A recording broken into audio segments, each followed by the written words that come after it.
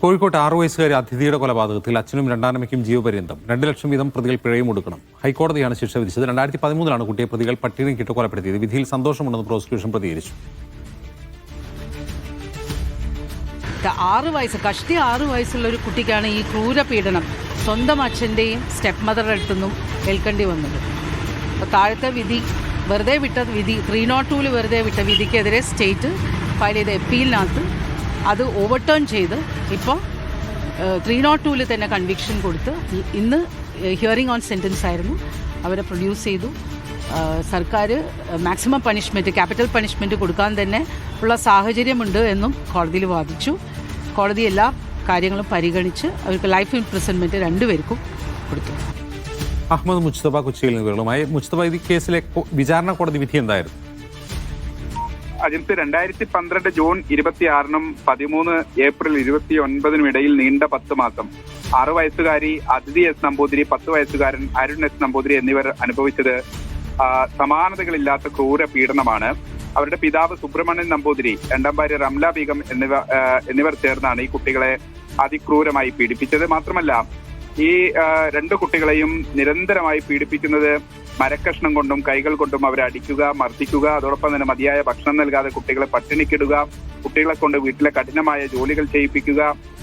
അതോടൊപ്പം തന്നെ ഈ പെൺകുട്ടി 6 വയസ്സുകാരിയുടെ സ്വകാര്യ ഭാഗങ്ങളിൽ ഉൾപ്പെടെ ശരീരത്തിൽ തിളച്ച വെള്ളം ഒഴിക്കുക, അങ്ങനെ നിരന്തരമായ പീഡനമായിരുന്നു അവരുടെ വീടുകളിൽ ഉണ്ടായിരുന്നത്. പിന്നീട് അന്ന് ഒരു മരക്കഷ്ണം ഉപയോഗിച്ച് അവരുടെ ശരീരത്തിൽ വയറിന്റെ പുറഭാഗത്ത് അടിക്കുകയും അത് ശരീരത്തിൽ ശക്തമായ ആഘാതമുണ്ടാവുകയും ക്ഷതമേൽക്കുകയും മരണത്തിന് കാരണമാവുകയും ചെയ്തു എന്നാണ് കേസ്. അജിത് ചോദിച്ചതുപോലെ ഈ കേസിൽ അന്ന് ഇവരെ ശിക്ഷണത്തിന് വേണ്ടിയാണ്, നല്ല കുട്ടികളായി വളർത്തുന്നതിന് വേണ്ടി, അച്ചടക്കം പഠിപ്പിക്കുന്നതിന് വേണ്ടിയൊക്കെയാണ് ഇവരെ രക്ഷിതാക്കൾ എന്നുള്ള നിലയ്ക്ക് മർദ്ദിച്ചത് എന്നുള്ള വാദം, പ്രതിഭാഗത്തിന്റെ വാദം കോടതി കണക്കിലെടുക്കുകയും കൊലക്കുറ്റത്തിൽ നിന്ന് അവരെ ഒഴിവാക്കുകയും ചെയ്തു. പ്രോസിക്യൂഷൻ അന്നും ശക്തമായി തന്നെ ഇത് കൊലക്കുറ്റമാണെന്ന് വാദിച്ചെങ്കിൽ പോലും അത്തരം തെളിവുകൾ മതിയായതല്ലെന്ന് നിരീക്ഷിച്ചാണ് കോഴിക്കോട് ജില്ലാ കോടതി, വിചാരണ കോടതി ഈ 3 വർഷം തടവ് പിതാവിനും അതോടൊപ്പം തന്നെ രണ്ടാനമ്മയ്ക്ക് 2 വർഷം തടവും വിധിക്കുന്നത്.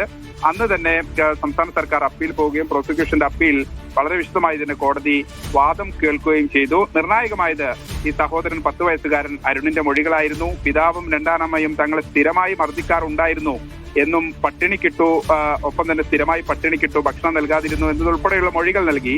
ഒപ്പം തന്നെ അന്ന് നടന്ന സംഭവങ്ങളും വളരെ വിശദമായി തന്നെ ഈ 10 വയസ്സുകാരൻ അരുൺ പോലീസിനോട് വിശദീകരിക്കുകയും ചെയ്തു. മാത്രമല്ല, പോസ്റ്റ്മോർട്ടം റിപ്പോർട്ടും നിർണായകമായി. സ്വകാര്യ ഭാഗങ്ങളിൽ ഉൾപ്പെടെ 19 മുറിവുകളാണ് ശരീരത്തിൽ ഉണ്ടായിരുന്നത്. ഒപ്പം തന്നെ അന്ന് നടന്ന ഈ ഒരു അടി അത് മരണകാരണമായി എന്നതുൾപ്പെടെയുള്ള തെളിവുകൾ ഈ പോസ്റ്റ്മോർട്ടം റിപ്പോർട്ടിൽ ഉണ്ടായിരുന്നു. എന്തായാലും ഈ തെളിവുകൾ ഉണ്ടായിരിക്കെ, ഒപ്പം തന്നെ ഈ 10 വയസ്സുകാരൻ സഹോദരന്റെ മൊഴികൾ ഉണ്ടായിരിക്കെ അത് കൊലക്കുറ്റത്തിന് കാരണമാണ് എന്നതുൾപ്പെടെ നിരീക്ഷിച്ചാണ് ഇപ്പോൾ ഹൈക്കോടതി 2 പേർക്കും ജീവപര്യന്തം തടവിന് ശിക്ഷ വിധിച്ചിരിക്കുന്നത്. അപൂർവങ്ങളിൽ അപൂർവമായ കുറ്റകൃത്യമാണ്. അതുകൊണ്ട് കൊലക്കുറ്റം ചുമത്തുന്നതിനൊപ്പം തന്നെ വധശിക്ഷ നൽകണം എന്നതുൾപ്പെടെയുള്ള ആവശ്യം പ്രോസിക്യൂഷൻ മുന്നോട്ട് വെച്ചു. പക്ഷേ കോടതി അത് അംഗീകരിച്ചില്ല. പകരം ഇരുവരുടെയും ആരോഗ്യാവസ്ഥ ഉൾപ്പെടെ ഇന്ന് കോടതിയിൽ അവർ എന്തെങ്കിലും പറയാനുണ്ടോ എന്ന് പറഞ്ഞ സാഹചര്യത്തിൽ കാര്യമായ അസുഖങ്ങളുണ്ട് എന്നതുൾപ്പെടെ കോടതിക്ക് മുന്നിൽ പറഞ്ഞിരുന്നു. അതുകൂടി പരിഗണിച്ചാണ് ഇപ്പോൾ ഇരുവർക്കും ജീവപര്യന്തം തടവ് ശിക്ഷിച്ചിരിക്കുന്നത്. ശരി മുസ്തഫ.